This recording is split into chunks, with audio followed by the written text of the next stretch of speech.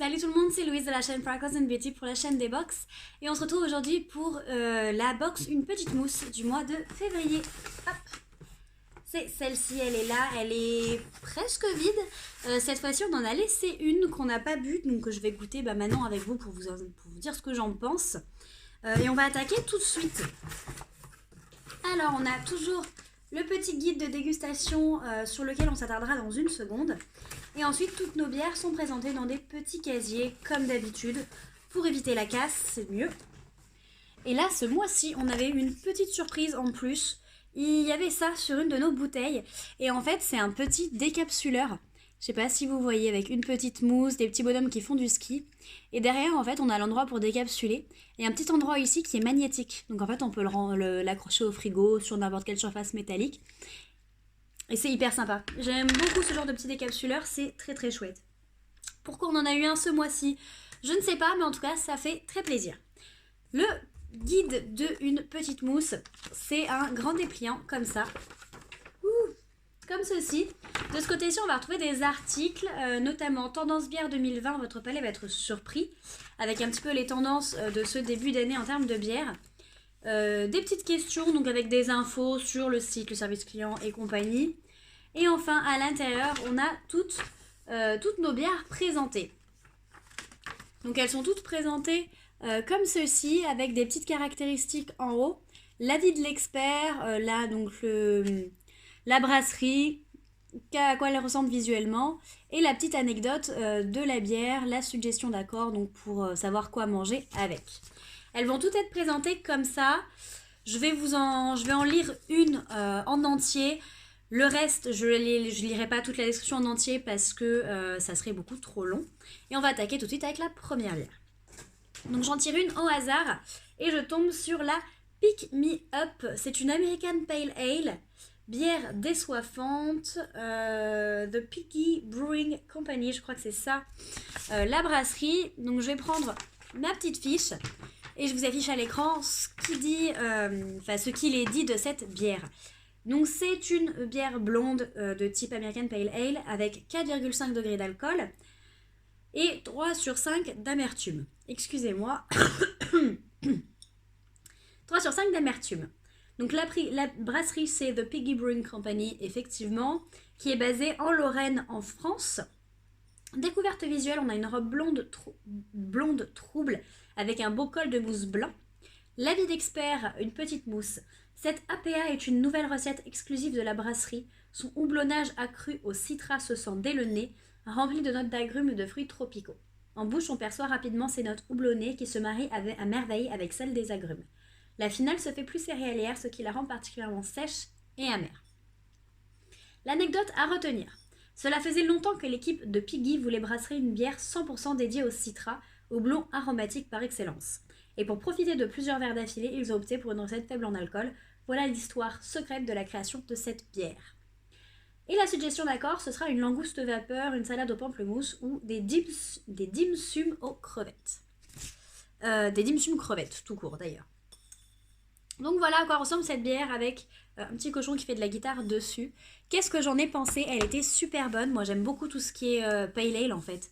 IPA, APA, le houblon citrus, j'aime beaucoup le retrouver dans une bière, je trouve qu'il est super bon. Il donne ce petit côté, effectivement ce petit côté, pas citrus, citra. Il donne ce petit côté citron justement, citronné. Ouais non, elle était super bonne, elle était très légère effectivement, mais elle avait quand même une bonne amertume en bouche, au goût. Donc c'était hyper appréciable. Ensuite, nous avons la Gorge Fraîche qui est une bière IPA artisanale.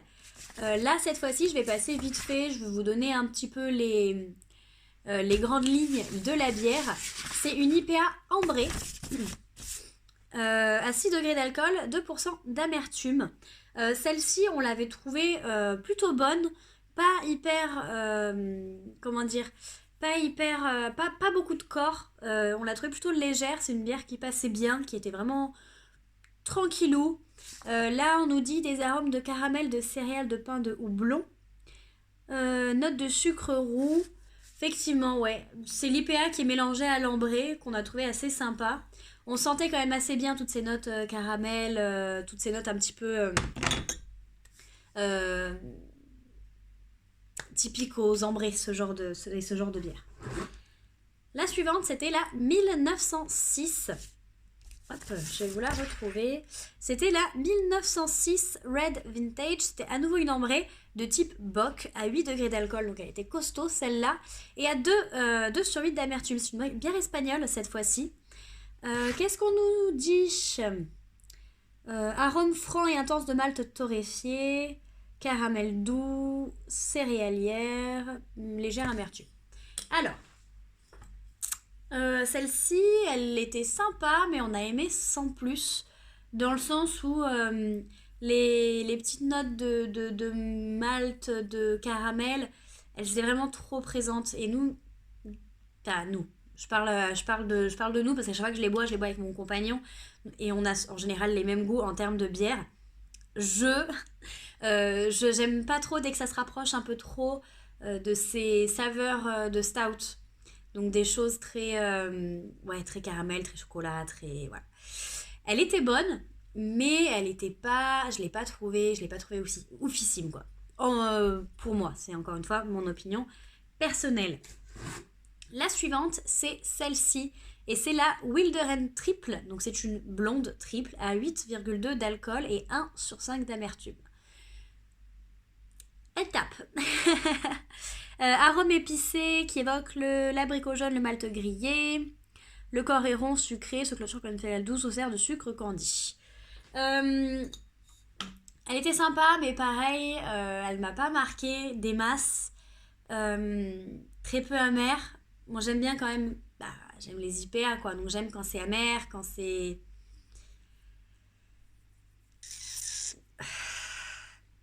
à la fois amer et frais. Là, c'était frais en bouche, c'était sympa. Après, je l'ai pas trouvé spéciale. Elle était pas officime. C'est une bière forte, voilà. Ensuite, on passe à la Diol. La Diol qui est une ambrée pale ale.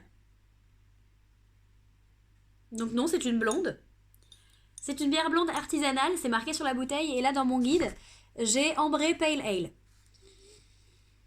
Voilà. Dans mon souvenir, c'était plutôt une blonde, effectivement, qui était quand même très sombre. On a 3 sur 5 d'amertume et 6,5 d'alcool. Des effluves de citron, de poire de coin, des céréales, notes herbacées levurées, notes d'agrumes de fruits exotiques. Finale épicée, fruitée, conduite par une amertume bien franche et fraîche. Elle était très bonne. Celle-ci, dès que ça passe d'amertume, de toute façon, je vais vous dire qu'elle était bonne. Mais non, elle était bonne parce que je suis particulièrement sensible aux notes herbacées, qui rappellent un petit peu les blondes. Donc ça, j'aime beaucoup. Elle était assez sympa. Elle avait pas ces notes grillées, caramel qu'on n'aime pas trop. Malgré la couleur sombre qui n'aurait pu nous faire penser que. Mais non, elle était très sympa, très bonne, beaucoup de goût et très, très présente en bouche. Donc ça, j'ai beaucoup aimé. La dernière bière que je vais vous présenter, c'est celle-ci. Et celle-ci, elle est pleine. Et encore la capsule, elle n'a pas été ouverte. Tout simplement parce que c'est une stout. Et j'aime pas ça. Et mon chéri n'aime pas ça. Donc je vais la goûter maintenant. Comme ça au moins vous avez mon avis vraiment à chaud. Donc c'est couleur noire, type de bière, c'est une Imperial Stout à 9 degrés d'alcool et 3 sur 5 d'amertume. On a des arômes intenses de noisettes, de café, de chocolat, des notes de mûre plus sucrées en second nez, en bouche les saveurs équilibrées sur le café, le chocolat, la torréfaction du malt grillé. Corps rond et sucré propose également une longueur charpentée et chocolatée assez longue par une belle amertume. Ah, il y a eu trop de fois le mot chocolat dans cette description. Allez, on va goûter quand même. On va utiliser notre petit décapsuleur, une petite mousse. Hop.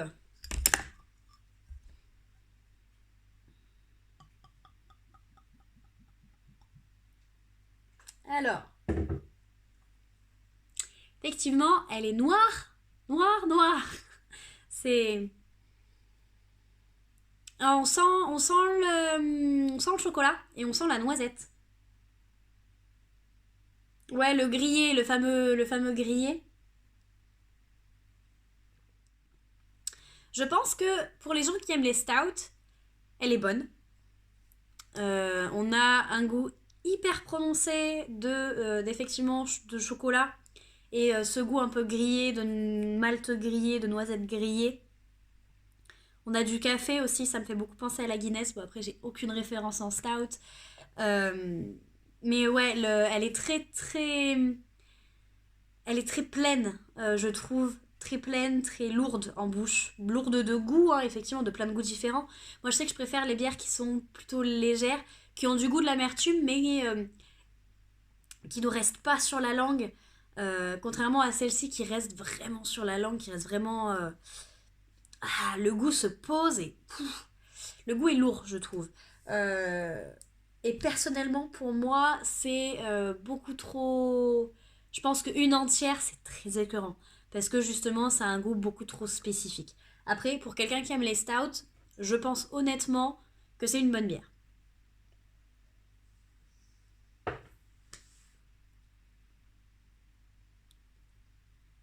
On sent bien l'alcool aussi. On a quand même le petit goût d'alcool qu'on sent bien à 9 degrés. Donc voilà, bon. Encore une fois, c'est pas mon dada. Hop, il y avait ça dans l'écran.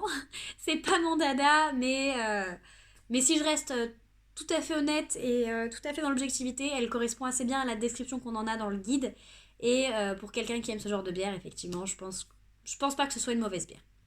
Voilà, c'était tout pour cette box, une petite mousse du mois de février. Je suis vraiment désolée de l'avoir postée aussi tard. J'ai été complètement malade pendant 2 semaines. Donc soit je parlais du nez, soit j'étais incapable d'avoir une tête présentable, soit je ne parlais plus du tout, j'avais plus de voix. Donc ce fut 2 semaines très longues. Mais voilà, j'ai enfin pu la filmer. Et j'espère que ça vous a plu, j'espère que ça vous aura intrigué cette petite box de bière. On retrouve très souvent des très bonnes bières, majoritairement françaises. L'abonnement est à 30 ou 35 euros par mois, je crois. Vous pouvez le personnaliser, ajouter, enlever certains types de bières. Si vous n'aimez pas les stouts, comme moi, vous pouvez enlever les stouts. Vous pouvez rajouter de bières. Enfin bref, vous pouvez faire pas mal de choses avec votre abonnement. Je vous mets en barre d'infos toutes les infos dont vous avez besoin, le site internet également. N'hésitez pas à aller y faire un tour. Et moi, je vais vous faire plein de gros bisous et je vais vous dire à très très bientôt sur la chaîne des Box. Salut!